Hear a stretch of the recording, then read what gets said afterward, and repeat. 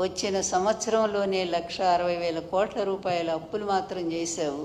అవి ప్రజలకు ఏం చేశావంటే మాత్రం సమాధానం లేదు నీ దగ్గర. అందువలన ఇంత వరస్ట్ పరిపాలన ఇంతవరకు భారతదేశ చరిత్రలో ఆంధ్రప్రదేశ్లో ఎంతోమంది ముఖ్యమంత్రులు వచ్చారు, కానీ ఎవ్వరూ కూడా ఇట్లాంటి పనికిమాలిన పరిపాలన అందించలా. ఎందుకు జరుగుతోందంటే అందరికీ తెలుసు, నీ కొడుకు వల్లే ఇదంతా కూడా జరుగుతోంది. లేకపోతే ఎప్పుడైనా ఇలా అరెస్టులు చేస్తారా? ప్రతి ఒక్కళ్ళని అరెస్టులు చేస్తారా? జర్నలిస్టులు గొంతులు నొక్కుతారా? జగన్ గారి టైంలో అలా జరిగిందా? అందువల్ల ఇప్పుడు ఎవరిది రెడ్ బుక్ రాజ్యాంగం నడుస్తూ ఉందనేది అందరికీ అర్థమైంది.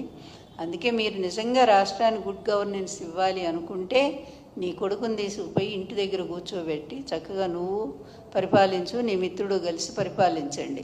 లేకపోతే మీకు ఇంతకంటే కూడా ఇంకా హీనంగా ఒక్కటే హెచ్చరిక చంద్రబాబు, ఇప్పుడు నీవు నేర్పిన విద్య నీరజాక్ష అని ఎప్పుడో మనం చదువుకున్నాం కదా. నువ్వు ఈరోజు ఏం చూపిస్తున్నావో, మార్గం ఏదైతే చేస్తున్నావో అది రేపు నీకు వర్తించదా?